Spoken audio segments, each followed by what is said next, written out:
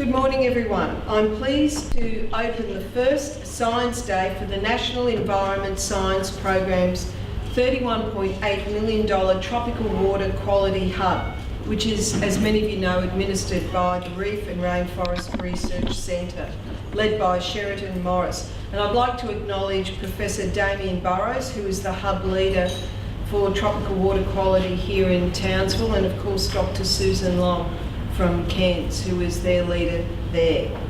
It's very pleasing to see such a diverse group of stakeholders here. Some of you from many different spheres important to Townsville and North Queensland. I want to extend a special welcome to representatives from the range of government agencies, especially those who've travelled from Brisbane and Canberra. I believe many of you, your planes were late, and if you were flying Qantas, welcome to our world. Your interest in how the targeted applied research being conducted through the hub is improving outcomes for our region is noted and appreciated. One of the special features of the research program is to explicitly focus on solving problems faced by regional stakeholders. Today we will hear from researchers working to help cane growers, graziers, reef managers, the tourism industry, government agencies and many others adapt to the real-world changes that they face. These are not abstract scientific problems. These researchers are delivering solutions that are already demonstrably helping improve the outcomes for businesses, industry, managers and of course the natural environment here in North Queensland. It's never been more important that our decision making is evidence-based, using the best available scientific information. I'm therefore wholly supportive of the work being conducted through this hub and more generally the work being done by the Reef and Rainforest Research Centre. I look forward to strong engagement with the hub leaders and researchers, and I'm confident that the ultimate beneficiaries of this effort and investment will be North Queensland communities, industries and environment.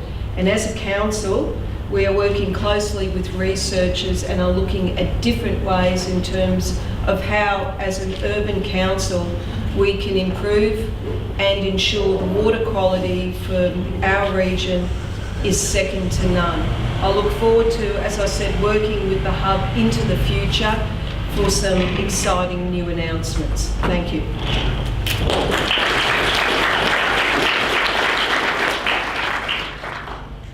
I'll just move this along, otherwise we're going to keep walking in.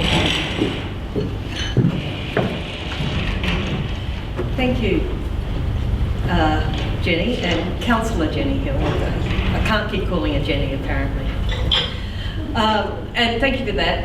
I think one of the strong messages that came from that opening was the fact that this is applied science. It is focused on problem solving.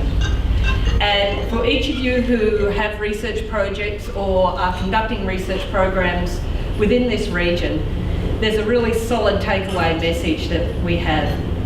What is the impact? What have you been achieving? The government now has been investing for the last 20 years and strongly through these applied programs for the last 10 years. We need to look very carefully at our research, what we have achieved and what we need to do to go forward. Research will play an extremely important part in solving these problems. It has played and will continue to play that part. But if we don't question ourselves every day on what's being achieved, what's happening on the ground, what the outcomes are, we may wander off the main task.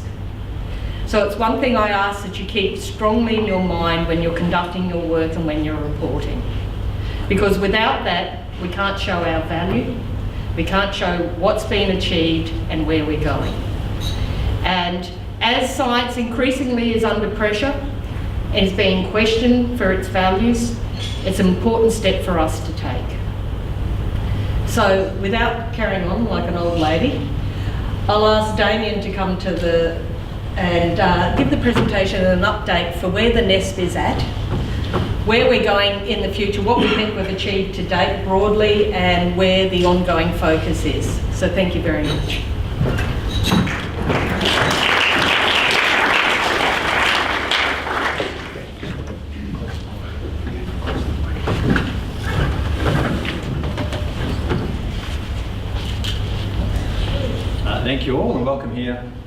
this morning? Bit higher.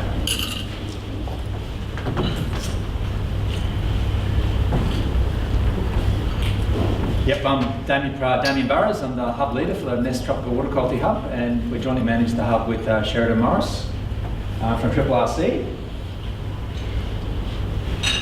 Just for those, obviously a lot of the room will know this, but for those who don't, the NESP is a 6-year, $142 million initiative of the Australian government to improve our understanding of Australia's environment through world-class research that delivers accessible results and informed decisions. And there's a very key idea there that this research is very much applied, very much in support of on-ground works that are happening in terms of crown of thorns control and reef repair and water quality improvement. So the work is definitely meant to be highly applied science as well as being quality science. So the NESP program has 6 hubs. Mic's off. Mic's off. Is there a button there somewhere? There you go, mic's on. Is that better? Yeah. So we're one of 6 hubs that are funded under the program. We have $32 million over a 6-year period, 2015-2021. The other hubs are listed there: threatened species recovery, Northern Australian environmental resources, marine biodiversity, earth systems and climate change, and clean air and urban landscapes, the other 5. So there's more information about those hubs can be found at that website there. So in the Tropical Water Quality Hub ourselves, we have the 6 institutional partners that are listed there that largely conducting the research, but also we are including people from outside of those partners as well in assisting with our projects. And as I said, it's managed the hub itself is managed by the Reef and Rainforest Research Centre through Sheriden and the chair, Ian Poyner. The hub also has a steering committee to assist with the governance. Independent chairs, Leith Bully. If you're just looking at that list there, the members of the steering committee, there's government agency stakeholders, industry stakeholders, and that's the point. Down the bottom there's a departmental liaison officer and 2 research institution representatives, but they're actually non-voting members of the steering committee. All the voting members of the steering committee are stakeholders and end users, and that's a key difference for a research hub. To have a steering committee that is dominated by stakeholders and end users, just that's our commitment to making sure we get those applied outcomes that are really useful for those stakeholders. So specifically, the Tropical Water Quality Hub is conducting science that leads to more effective implementation of on-ground works and the investments that have been made in reef repair to improve water quality, improve decision making, and the resilience of aquatic biota and habitats. We're predominantly interested in the catchments of the Great Barrier Reef, and that includes the Papua New Guinea catchments such as the Fly River. We'll have a talk later on about the influence of the Fly River on the Northern Great Barrier Reef. But even though we're a Tropical Water Quality Hub, it's predominantly Great Barrier Reef catchment focused. There's a couple of projects, like we did a mangrove project to deal with the mangrove dieback in the Gulf of Carpentaria. So there's a couple of little outliers, but predominantly Great Barrier Reef catchments. And topically, we are predominantly focused on improving water quality and measuring the outcomes of improved water quality in the Great Barrier Reef. So I do get a lot of people see the Tropical Water Quality Hub as a term and thinking that we're doing work all over North Australia, but really it's predominantly GBR. So today we've allocated about 75% of our funding across 59 projects in the 4 funding rounds we've had, and we'll have 2 more funding rounds to go. And obviously we've now got bleaching and coral reef restoration as big issues that have arisen in recent years, so there'll be quite a bit of competition for our remaining funding. But all the projects, all 59 that we've done so far, are listed and described on our website, which I encourage you to visit. So obviously the condition of the Great Barrier Reef is declining, and much of the declining water quality is coming from the catchments. There's also other issues such as crown of thorns, storms and cyclones. I know this narrative was written before the bleaching occurred. This was written when we started the hub. But obviously the important point is it's critical that improvements in water quality are monitored and reported as well. So it's not just about doing the research to improve the water quality, but we have to be able to monitor and track its progress. So that's a key element for the hub too. So we've got three broad outcomes. Improved ecosystem health because of improved water quality, improved monitoring and reporting, including citizen science and traditional owner co-management, and better management of key species and industrial disturbances, things like crown of thorns, dugongs, and industrial disturbances, things like port development, which we have commissioned a few projects on as well. So our priority research areas, you'll see some of these today, the crown of thorns control program, which is a key investment for the hub. Gully erosion, especially large illegal gullies on grazing rangelands. On-farm nutrient management, picking the cane industry, focused on enhanced efficiency fertilisers, economic levers for practice change and behaviour change. And improved monitoring and reporting, particularly in support of the Reef Integrated Monitoring and Reporting Program, which is currently being developed.